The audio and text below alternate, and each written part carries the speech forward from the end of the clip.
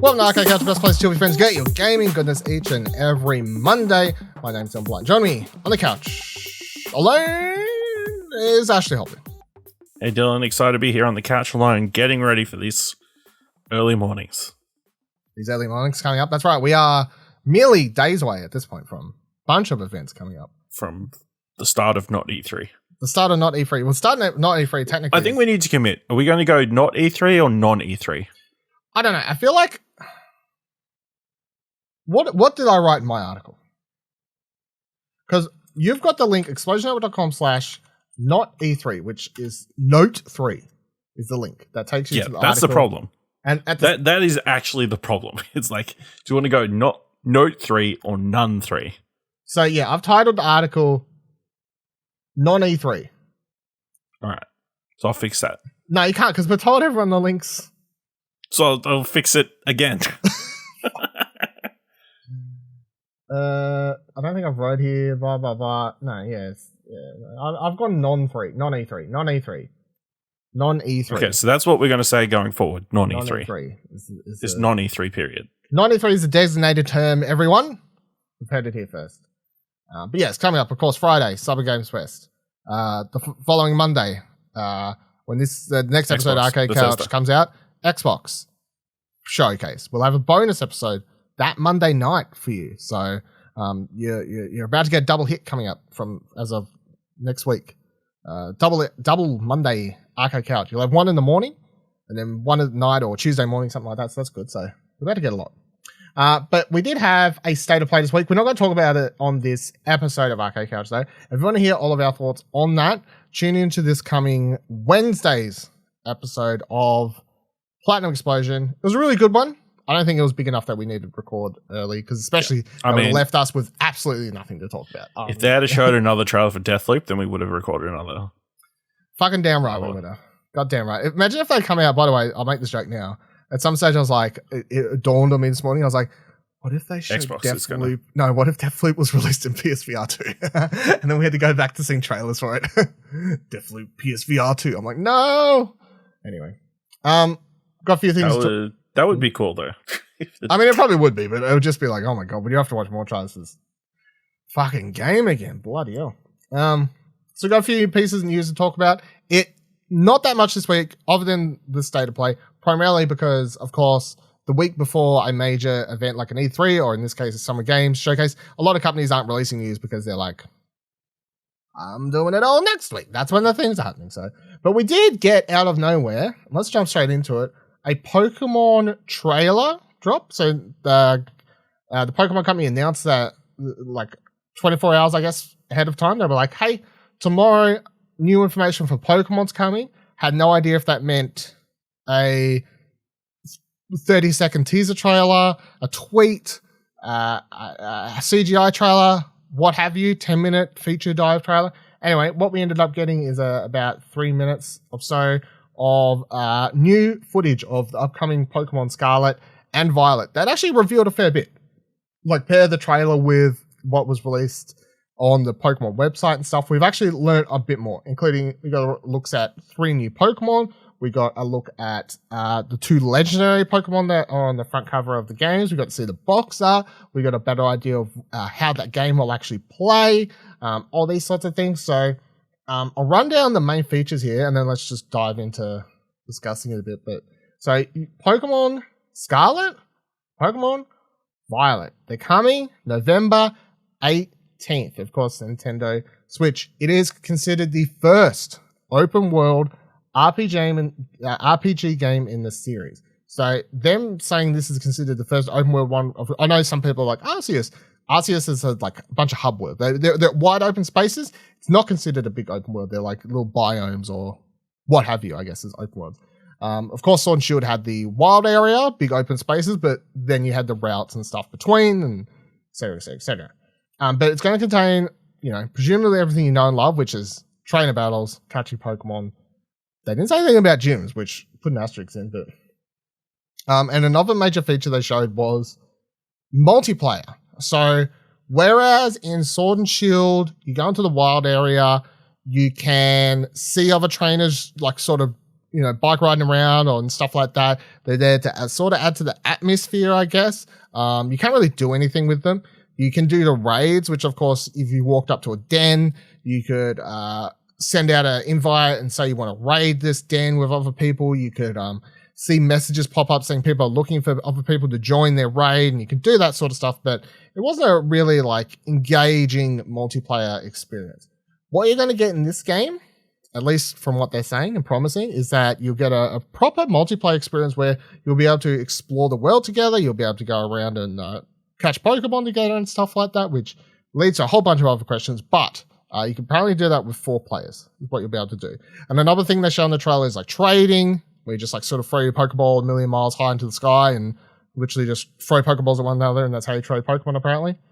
So that's really cool. The multiplayer thing I think is definitely really good. The open world part is definitely something people have been asking for. And then for the first time in the series history, ever, a very long running franchise, of course, Pokemon, and for the first time in series history, you'll have 2 professors in the game. And the professor in your game is going to change depending on which one you pick. So if you're playing Pokemon Scarlet, you will meet Professor Sada. If you're playing Pokemon Violet, you'll meet Professor Turo. So you got a male, female professor. The male one looks a lot more futuristic-y, which will match the legendary Pokemon, which we'll get for us in a moment. The female professor, she has on like, what do you call it, like caveman-esque, that sort of like stuff under her.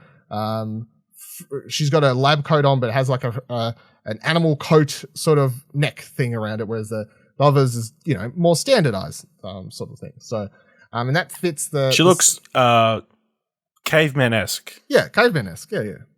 Whereas the other dude futuristic. Looks like he's from the future. Yeah. So, and that fits with the legendary Pokemon, which they revealed as Corydon and Miradon. So. Corydon. I'm maybe probably Corydon. I'm going to say. We may be butchering them until we hear someone officially say them, but Corydon is from Scarlet. So this is it's a red, they're both lizard, dragon sort of Pokemon things, but that one definitely looks a lot more old-fashioned lizard dragon thing, and has like a sort of cool peacocking part at the top of head and whatever else, but it just looks like it could be from the caveman days. It fits with that professor. And then when you get to Pokemon Violet, you've got Miraidon, which has, as seen in the trailer, this like steel cyberpunk bloody booster rocket things coming out the bottom of it. So there's like this really interesting element to this game where it's sort of old school versus future wave, like something like that, which I think is really cool, the way that sort of hinted at and scattered throughout, be that between the professors and then the legendary Pokemon on the front cover of the boxes, which is really, really cool. So they said the Pokemon Company's blurb about them says Corydon is a legendary Pokemon you can meet in Pokemon Scarlet, and Miraidon is a legendary Pokemon you can meet in Pokemon Violet. These 2 Pokemon are said to have powers that far surpass those of other Pokemon, but details about Corydon and Miraidon are still shrouded in mystery. So 3 other Pokemon were showcased in the trailer. You got Pawnee, which is a mouse electric type Pokemon. You got Lechonk, which is a hog normal Pokemon, and also the best Pokemon ever in existence. The hero of this game, yep. And then you've got Smoliv, which is an olive grass normal type Pokemon. And then I don't know if it was a teaser for something or just for shits and giggles, but there's part of the end of the trailer where someone throws a Pokeball through like crystal or something. I don't know what the fuck that's hitting at. And then I think that was just like a cool Pokemon graphic. Cool thing, yeah, I don't know. And then the only other thing I've missed is they did announce that your nemesis, but they don't really call him that anymore. Your friend in the game is called Nemona, who loved battling, but apparently shit at throwing Pokeballs. That's the other thing the PS blog, the Nintendo blog, Pokemon blog page says about them. So. Ash. Is that a correct, like you pulled that quote from shit at throwing Pokeballs? It doesn't say shit, but it did say that they were bad at throwing Pokeballs. So in other words, shit, but yeah, it did say that. What do you think of everything that we got reviewed with this one? Cool. Some interesting points. Obviously, we got the legendary, so you have the idea of which one you're going to go with. I think it's interesting. They've got different professors, I guess. Yeah. For each game. Is it going to be completely separate, or is it like, are they both technically going in the game, but one is your professor and another one's? That's what I'm assuming. I'm assuming they're both in the game, but you just... Does that also mean you will potentially be starting at different towns? I think that's a very high possibility too. Yeah, so that's interesting. Like the idea of these games being very different experiences, but also not being because it's a Pokemon game, so they've got to be reasonably the same. People are making a big deal about this four-player co-op, which I don't know how much people are actually going to care for. What are you actually going to do in four-player co-op other than raids? If you can go around catching together. But it's not like you can team up and like you team up, you both team up on the one Pokemon. You guys catch. We don't know yet. So here's what I'm going to throw out there. If there's a way, so we're delving into the hardcore Pokemon fan base here, right? The people who stream these games consistently on Twitch and stuff. What are those people doing? Shiny hunting, right? If there is an element where if you're teamed up with other players and you can increase the shiny odds by like, because often in these games, the way so if someone's shiny hunting, what they're doing is they're like defeating the same Pokemon over and over and over. Like that increases your odds. So if you run into another Pokemon that's not a Meowth, for example, you run. You just want to hit Meowths. That's to get your shiny odds. If you can shiny hunt and increase your odds by shiny chaining together with other friends, I guarantee people will be streaming this game years after release doing that to increase their odds of shiny hunting. 100%. Okay. But for average Joe, for average Joe Schmo, I think for the person who puts like 40, 50 hours into one thing. You're in the same game as me at the same time. That's cool. For the people who put 40, 50 hours, say, into one of these games and then they're done with it, I still think the ability to run around, explore the world for a bit, potentially participate in some double battles together and something like that. If they've got like a battle arena, you can go do double battles there. Just running around, explore, maybe gather berries and stuff together. Just like be on voice chat and chill at the same time as you're catching Pokemon. I definitely think that's something that's going to be of interest to people. If you could just chill on voice chat, Discord or Nintendo shitty app, whatever. If you can chill on voice chat with someone and you're just sitting there, roaming around together, collecting berries, getting some other bits and pieces, catching Pokemon, maybe go do some battles, I really do think that, I know for maybe you're like, what's the big deal? But I think for a lot of people, even those minimal feature set in a franchise that has had very small changes over a very long history will mean a lot, will do quite a lot. Okay. I'm just saying, don't get your hopes up too high. That's what I'm saying. I'm not. I'm just saying. If you'd be like, hey, you can see the other person moving on your screen. That's it. Look, if I can get into this game and I can literally see someone else moving in real time that's in my game, that is fucking leaps and bounds above anything I expected from this game. So, to be completely honest. So, I think it's cool. I definitely think there is lots cool here. Yeah, what is there anything else that stood out to you? As like, I mean, obviously there not being a set story, I guess, is kind of the other thing they said is you can go anywhere. Just where do you want to go first? Nothing is story gated. Yeah. I think there'll be like a path, like generally. Well, will there? You'll get will there? I don't know. I feel like there'll be a natural direction that people will mostly go, because that's how game design works. But yeah, you could just go to you could just walk all the way to the other side of the map. Start off with, and then that brings into question like the leveling of the Pokemon in the wild. Like, are they going to be really strong in one certain section, and like that's like a natural way to stop people going there? That's how they are in Arceus. So yeah. So then, are you really? Is it really opportunity to go everywhere, or is it being story stopped in other ways? Well, I think if there's really high level areas of Pokemon, that's not going to annoy me because that seems fair.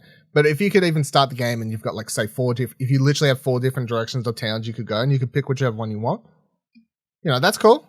The thing I'm thinking, right? So wouldn't it be cool? And I doubt this is too cool for this game to do, but it would be cool because as I was saying before, they haven't mentioned anything about gyms. It would be really cool if the game let you choose what type of trainer you want to be, or a Pokemon game in the future did. So what I mean is, in Arceus, for example, that's a game built around catching, because this is before Pokemon battles and everything. You level up by catching Pokemon and doing tasks, and like the game's all about catching. Make a game where you can choose to maybe like everything you do achieves like leveling up and progressing you through the story, but you can be someone who chooses to train and go do gym battles, or there's other tasks designated to catching and entering a certain amount of Pokedex entries and stuff like that. Bring back the contests. Just saying, like like, what if some people don't care about the battling? Like, what if people don't want animals fighting anymore? Yeah, like, it'd be kind of cool to have options. I think the other thing that makes me think about that is because, of course, I've been watching a lot of this Pokemon Journey series at the moment, and in that, one of my favorite things about it is, of course, Ash. Long time. He loves battling. You know, he wants to be the very best. He wants to beat the best. He wants to see Pokemon beat the shit out of each other. Yeah, he's a battler. So they introduce this new character, Go. Go, who doesn't like battling. Go is, I want to complete the Pokedex. I want to catch every single Pokemon. So you have these two characters who are opposites. Like, he just wants to put them in a storage box. Yes. Yeah. Ash is literally in the middle of a Pokemon battle. Goes in the background, literally chucking Pokeballs left, right, and center. Like, new Pokedex entry, new Pokedex entry, new Pokedex entry. So, I kind of like that. It would be cool if you had if the game took on that same thing where it's like, do you want to play as an Ash or do you want to play as a Go? Like, what type of Pokemon trainer do you want to be? I think that would be kind of cool. I mean, you can do that. You just have to battle. That's what I mean. You are story gated in every other Pokemon game. Like, even if you play, if the world is completely open, I mean, you can choose not to do any battling. I guess other than people walking up to you and going, "Hey, I want to fight you. Here's my one Caterpie." Yeah, I'll tell you what. That moment in the trailer where they run up real close, like literally into the fucking. It seems like they're face to face with that trainer before the kid's like, "Oh shit, you want to battle?" I'm like, why do we run up so close to this dude's face before he was like, the kid was tiny. Like, I feel bad, like, beating up his Pokemon. Yeah, no. I mean, fucking deserve it. How about, let's talk about Lechonk. Lechonk. How good? I say, it's impressive how quickly these art people are, like, putting out Lechonk fan art, and obviously the fan art of the professors, who are, everybody's saying it, they're hot. There's no getting around it. They're very attractive. Not it's old Pride, stodgy Professor Oak. It's Pride Month and shit's popping off. Yeah. But yes, Lechonk is great. Lechonk is great. My favorite thing, my favorite reference I've seen all week is that at AEW this week, someone had a poster with Lechonk already. So I was like, wait, when did the trailer come out? I actually don't remember what fucking day it was now. But they must have like recorded it the same day, I guess. Yeah. Yeah, no, because it was it popped and then I went to work. Yeah, so it came out like Thursday. Must have been like Tuesday night. It came out like Wednesday night, I think. Yeah, it came out Wednesday night, our Wednesday night, and Dynamite's on our Thursday. Yeah, because I was watching it on my lunch break. Okay, cool. Yeah, makes sense. Yeah, so they literally overnight they've gone straight to the show, Lechonk sign. Appreciate that, love that. It's good shit. You put like a Chichirico wig on it. No, it wasn't that great. I can't remember. It just said like Lechonk something, but yeah, it was quite good. I quite enjoyed it. So, but yeah, I'm keen. Obviously, I'll be getting this. I'm very excited to learn more about the. Let me guess. Yeah. Pokemon Violet, right? Well, let me be honest about something. I'm undecided. I think that's a good thing because I think both the legendaries look really cool, and for the first time, sort of in the franchise's history, the fact that I feel there's more change, like story changes, and like maybe the way you're playing the game changes. It's making me want to think more about it than just legendary this one or you're just gonna buy the 2-pack. Yeah, it's like whatever. But like, I really do think, and I hope we learn. I hope this is what it is, and I hope we learn more about it. I think based on the professors and based on the legendaries, the emblem things, right? And the emblem, like, I think if the story is literally about sort of one professor pushing the way of the old, whatever that is, and another professor sort of pushing the way of the future or something, and that ties into the story and everything like that, that's like going to be the first time that you're really picking a Pokemon game based upon like, what sort of story am I more interested in playing through? Like, being driven down. That would be best because then you're more likely to sell both copies of the game to people. And it makes more sense to play it twice because you're like, it's completely different. It's a different story. Yeah, it's like a Fire Emblem. Three Houses. Yeah, I was about to say it's like Fire Emblem. Yeah, which the games play very similar or basically the same, like gameplay wise, but you have completely different stories. You know, except you have to buy a completely different game. You have to buy a completely different game. Yeah, which you would here. You have to buy the game twice, unless you buy that double pack thing, which they still don't have up for pre-order. But if they put it up for pre-order, I presume I'll just grab the double pack. Yeah. So yeah, any other thing you think of before we move on? So the legendaries are meant to be motorcycles, apparently. What? Is that that's the fan art I've been seeing. Oh. No, I haven't seen that. Is it just because the Scarlet one like has the two like exhaust pipes, the big wheelie sort of thing, and yeah, the Violet one has like turbines on it. Yeah, I don't know about that. I haven't seen that. Don't know about that. I do like the Ledgers. I really like the look of them. I think it's really cool. They look cool. I like the design. So, I wonder how many new Pokemon are going to be in this game too, because they're getting awfully close to 1,000. To the point that it really makes me hope that whatever that thousandth Pokemon is something like they make sure. You know how if I'm getting a platinum for like 250, I make sure it's something worthwhile. I really want to make sure. I want Game Freak and the Pokemon Company to make sure that 1,000th Pokemon is something cool, like or meme worthy or something that fits into that spot. Like is Lechonk 1,000? That's okay. It's deserving. Lechonk, because I think we're after Arceus, the few Pokemon Arceus is added, but like up to 900 and something. I can't remember exactly what it is, but so the game only needs like 90 something new Pokemon, which it may or may not have, but crazy times.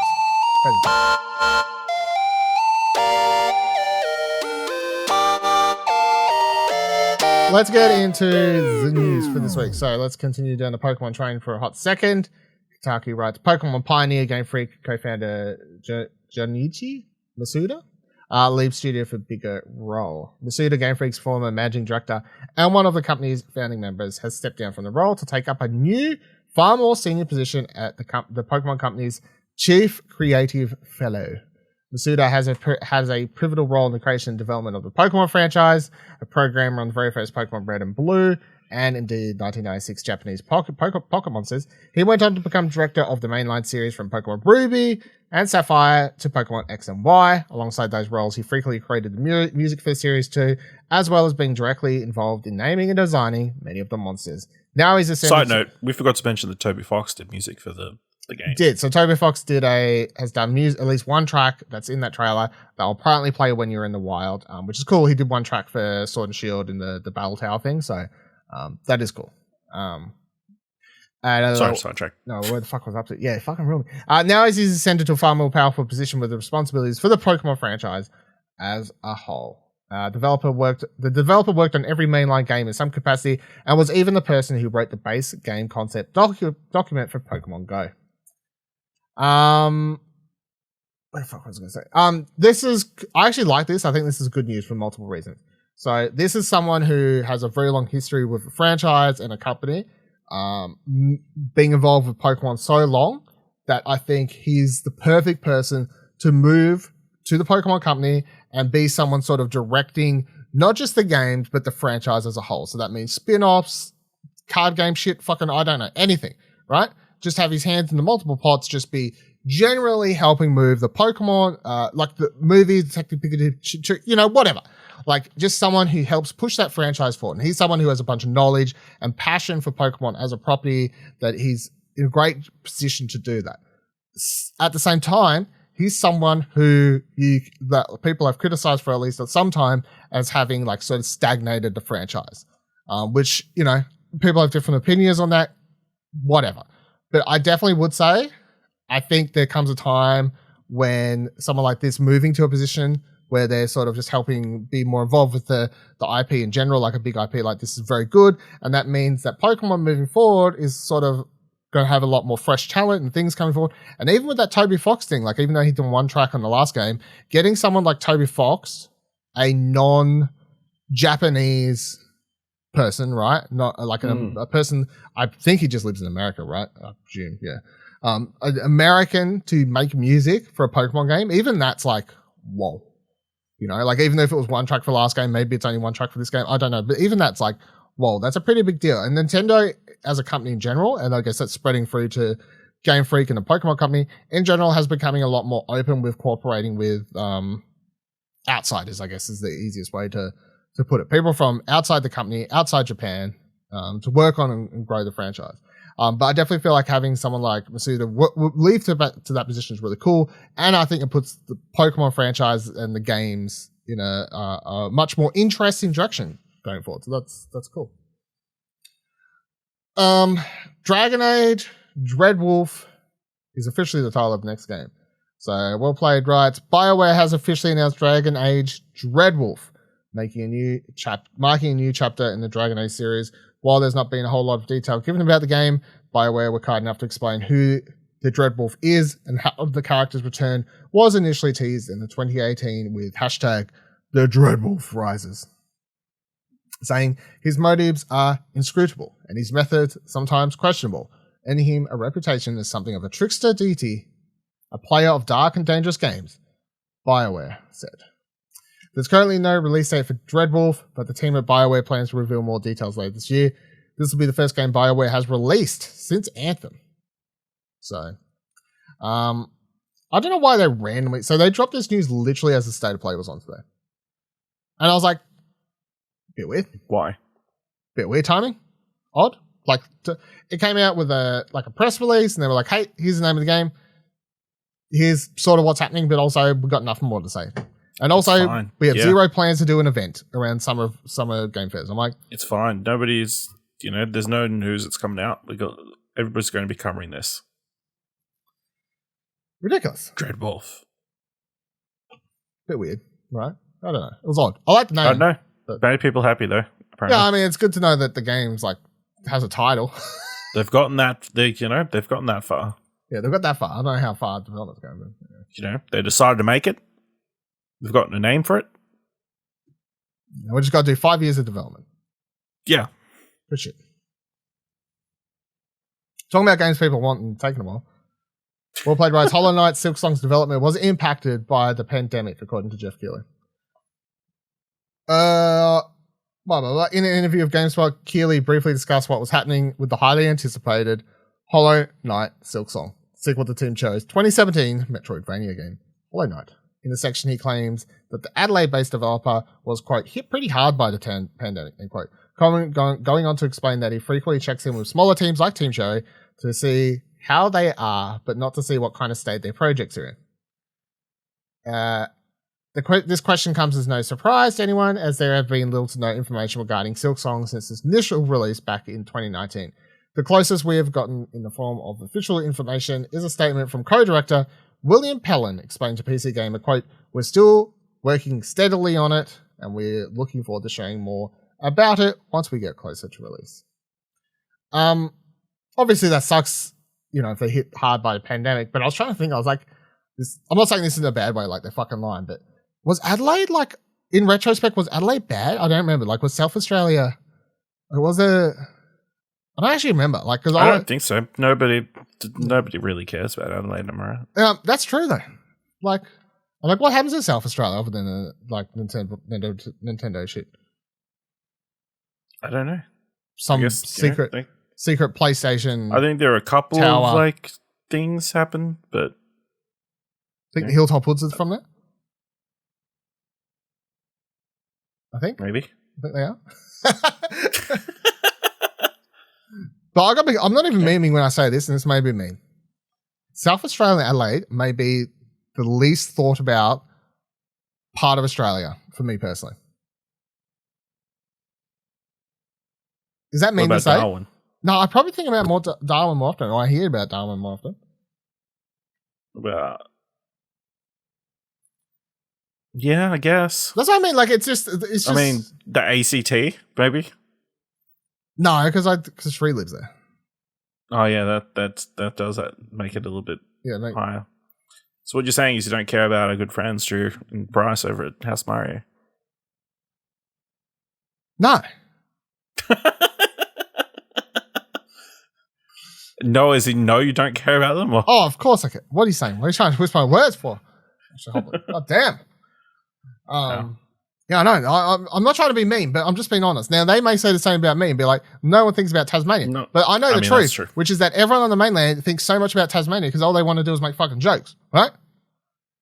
I'm not saying I don't think about South Australia. South Australia living under the radar. They live under the radar. I'm not saying it is a bad thing. I'm just saying like I barely ever hear about South Australia. Every time if I listen to House of Mario, Drew writes like, "Oh, I drove up from whoop whoop to whoop whoop up there." I'm like, "Is this a real place? Like, does anyone know about these places?" Like, I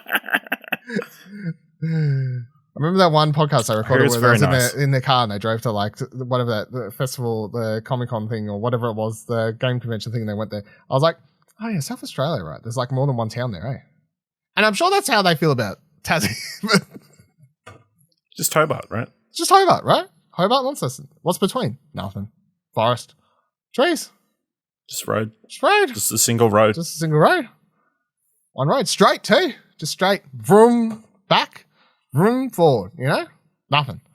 I wish it was like that. It's actually fucking how annoying, how twisty the road is to get to Hobart. It's fucking absolutely ridiculous. Anyway.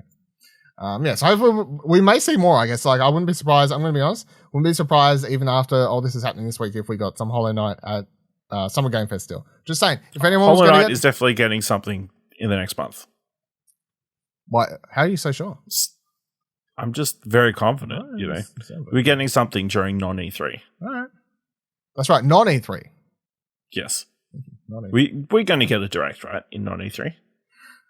Well, I would presume so, but here, let me boil out a fact I saw someone tweet today, and I think it might have been Vooks or someone tweeted this. It may have been someone else. Maybe I'm giving credit in the wrong place. But at this point last year, coming into non-E3, Nintendo had already announced dates for a Direct and their Treehouse stream. Currently, Nintendo has announced nothing. Absolutely nothing. But I would be shocked if we did not get a State of Play. Nintendo Direct, sorry, a Nintendo Direct. But even last year, they still did a Treehouse stream and like, showed some games and stuff. So I can't remember what for, but like they've got a bunch coming up. Like you would think they would want to do a Nintendo Direct with a bunch of stuff in it, but then also more directly spend a bunch more time. Like they could even do a half an hour stream of just, you know, here's fucking Splatoon 3, right? You'd think they would want to showcase that a bit more from a multiplayer aspect, let alone a single player aspect and stuff like that. What else they have coming up? But I mean, yeah. So last year they did have a Direct during E3, June 15th, 2021. Yep. Year before, they had a Pokemon Presents on the 17th of June, the Smash Ultimate Presents on the 22nd, and another Pokemon Presents on the 24th. Fucking hell. And then, of course, every year before that, they had an E3 presentation. So yeah, exactly. So you would think there's at least a Direct, right? Yeah. They'll do something. Yeah. Some sort of digital event. Just because they haven't announced it doesn't mean shit, because they can literally announce it and do it next week. And it doesn't matter. They don't need lead time. They just tweet out, hey, Nintendo Direct's happening tomorrow. And everyone's like, cool. Sounds great. Clear my schedule. Wake up at 3 a.m. Fucking whatever dumbass time. Actually, Nintendo Directs are usually pretty good. They're either like 1 a.m. or, you know, something that you're like, I'll just stay up for that, not have to wake up at stupid o'clock. So. All right. Nintendo Life writes, Life is Strange devs, Dontnod, announced Rebrand plus a peek at their new games. French developer, Dontnod, who you may know for games like Life is Strange, Tell Me Why, Life is Strange 2, have officially changed their name as of today, the May 31st. Except it's less of a name change and more of a, you people have been saying it wrong change. As part of a rebrand of the company, they announced there on their Twitter page and blog that their name is now Dontnod, with a space and apostrophe that weren't there before. In their 20-second rebrand video, we can even see a sneak peek of what they're working on next.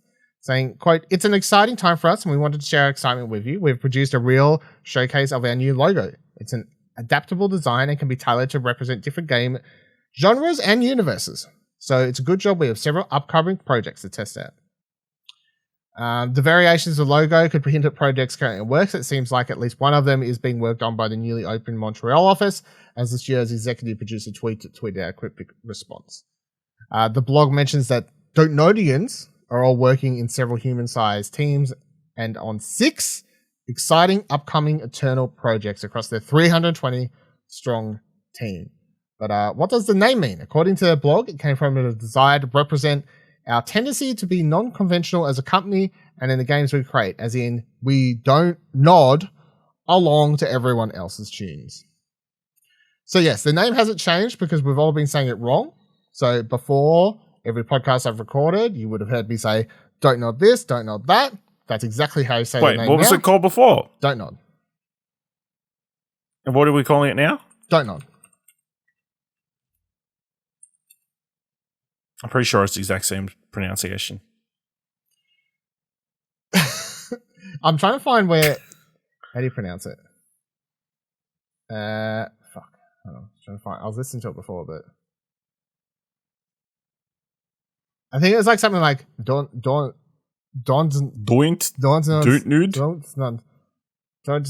Something like that. I'm trying to see if I can find like a video of them saying the name here. Let's see. You know, someone where they're like, hey, my name's Todd from...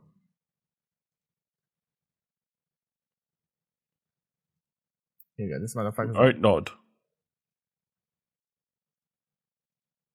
I was looking up this morning, but yeah, so don't worry, everyone's been saying their name wrong for ages. But the difference is now is that there was no space. It was simply Dontnod, right? So he said Dontnod. Now they've changed it, so DON' space NOD, Dontnod. So now you don't have to say it as quickly, you know, because it's 2 separate words. Don't nod. Whereas before it was don't nod. Yeah. You know what I mean? Nonsense. That's the difference. Nonsense. I don't know. They're French, right? Montreal? Nonsense? They can be. Alright, they can be. They can speak French. In Do Montreal. not nod. That's what I'll call them from now on. Do not nod. I'll continue to butcher their name by taking the don't part and making it do not. Do not contractions. Nod. I no longer nod. Refuse to nod. I refuse to nod, developer. Life is strange. Life is strange. Well played, right? Sonic Frontiers gameplay teasers reveals a familiar Breath of the Wild-esque experience. Very quick teaser, much like the hog himself, but we do clearly see the open world familiar traversal method, some interactive puzzles, items alongside a snippet of airball spinball combat. Right, well played, riders. Teaser trailer is correct. It's about 38 seconds. But, man, I gotta tell you, I don't want to play this shit. I actually think this could be... Did you watch the IGN first? No, I didn't. Well, did they show more on that? Yeah. Did you give it a flick around? A little flick around, but... Yeah. How'd it look? It's very much it looks like a platformer. Yeah, but like, it's kind of cool, right? Yeah. Given a kind of, I don't know, Shadow of the Colossus vibes, kind of. Yeah. Because it's like a empty world where he goes around climbing shit. So, it's very unsonic-like, I think, other than, you know, he occasionally goes fast. You gotta go fast, and then that's the only thing that's Sonic-like, right? As long as it's not, as someone pointed out, it's not a game about him building momentum to go fast. He's just naturally. He's just fast. He's the Flash, yeah. He's just a fast blue blob, you know? I think, I'm putting it out there now, between this game looking sort of cool, it being a game genre that I think more people would be interested in. So it's an open world one compared to a lot of people, I think, view the 2Ds, like, and I mean like younger gamers, I guess, or something like that. Anyone watching those movies and stuff. I think this game will sell a lot better than like the last 10 years of Sonic games. Okay. Unless it's so bad that everyone just starts hearing about it. Or else I think between the success of the movies, new intrigue of the franchise, and this being an open world genre, I think this could be the best selling game of like the last 10 years. Yeah. Trying out there. I mean, it wouldn't be hard, I don't think. It wouldn't be hard, but still making the statement. I mean, Sonic Mania did reasonably well from what was well received, at least. Yeah. I don't know how sales-wise it went. But I will say, if they want my purchase, they just have to do one thing. Give me a DLC Ugly Sonic skin. Imagine if they did. That'd be fucking great. Just lean into it. Well, then they should add it to Smash Give us what I want. Smash Bros. Yeah. Add an ugly Sonic sprite or whatever they call the spirit. Yeah. That'd be some good shit. That would be. Oh, man. That would be top tier. You're listening, Nintendo? I know you said you're done with that game. Just one more. One more. Just put him in. I know everyone voted for Sora, but secretly, if they voted today... They'd all vote Ugly Sonic. They'd all vote Ugly Sonic. Yeah, that's right. Really, if everyone voted for Ugly Sonic, they'd be like, that's a lot easier than getting Sora, so thank God. like, we can do that. We can make that happen. So. Yeah. Especially is... Oh, no, it's a spoiler. Okay, I was about to say, I'm dodging spoilers for things, but I'm just making the memes. So. Sorry, yeah. All right. That'll do it. That's all. The news. That's all the stuff. I haven't played anything. If you want to find out why I haven't played anything or got any reviews to talk about, make sure you listen to Arcade Couch Between the Cushions. Of course, if you're listening to this Monday morning, it's out tonight. Crazy explanation. Crazy explanation. That's why. You'll want to hear. It's such I feel like every time there's a Between the Cushions, we end this show by being like, you won't believe what we said on Between the Cushions. It's like, you won't believe what these guys did before the show. So, yeah, make sure you check out that podcast. Of course, it's on. You can just type Arcade Couch into your podcast feed and it'll show up. Or, search Arcade Couch Between the Cushions if you want to type the whole name in. Yes. Arcade Couch Between the Cushions, the podcast other people make you pay for. Damn right. Damn right. As for this episode, let us know any comments, questions, or concerns you've had, your thoughts on the Pokemon stuff. Anything else, which one you're picking up, any of that. Are we wrong about Adelaide? Are we wrong about Adelaide? And look, if you live in Adelaide, I'm not shitting on where you live. I'm sure it's a lovely place. I'm just saying, I just appreciate that you're probably the least. I never see Adelaide on the news. I never see anything bad happening there. I never see anything murders. I never see, but I similarly don't hear anything amazing happening. Crazy people, crazy people. Yeah, I just I hear about everywhere else a lot more. Is all I'm saying. I'm not saying it's a bad thing. Yeah. I'm just saying from my perspective, no, it's it's fine. It's fine. Yeah, just saying. It's totally normal. It's yeah. You just get on with your day. Yeah. You get on with your lives. Yeah. Not causing trouble. It's fine. I'm going to tell you, I hear about literally everywhere else in the fucking state more. I mean, the country more. Probably in order, it would be Vic, Queensland. No, Vic, New South Wales, Queensland would be the top three in that order, I reckon. At least based on what I hear in the news here. That's probably the order. Okay. As far as... What's the other? The rest of the order? Yeah. WA, ACT, NT, SA. I reckon is the order of okay. How often I hear about news and events happening in those places, those states. That would be my order. Do you have an order?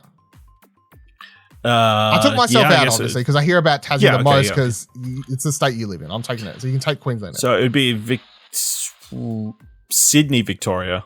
No, New South Wales, Victoria. Yeah. Number 3, I guess. Recently, it would be WA. Yeah. Then ACT, NT, Tasmania, then South Australia. See? That's what I'm saying. They're under the radar, even for you. So, under the radar. I'm above them. Crazy. Yeah, that's because, they always bring up some crazy thing that Tasmania's doing. There's some crazy shit that happens down here, man. They're finally getting color television. That Telstra for a while. Open the first Boba Tea store. Okay. Very good. You can let us know your thoughts on any of that. Give us your list. Give us your list of which Pokemon game you're getting. Give us your list of the Lechonks, your favorite Pokemon. And give us your list Best of Lechonk memes. Yeah, Lechonk memes. Send them just tweet the Lechonk memes. Tweet Lechonk memes. And tweet us your state ranking. Not your personal ranking, but just how often you feel like you hear about the states on your local newsfeed is what the list is. ExplosionNetwork.com/Twitter takes you to all of our Twitters. So you can tweet that at Ash, me, Explosion Network's Twitter, whatever you want. You can tell us all that on Discord as well. ExplosionNetwork.com/Discord lets you join our Discord. Come chat over there. And if you liked this episode and thought it was worth $1, head on over to explosionhour.com/support. You can drop $1 and say, fuck you, I live in SA and I love it. It's fine. I'll take the $1. It softens the blow. Okay, fuck, so I'll take all the money. And until next week, same time, same couch. Goodbye.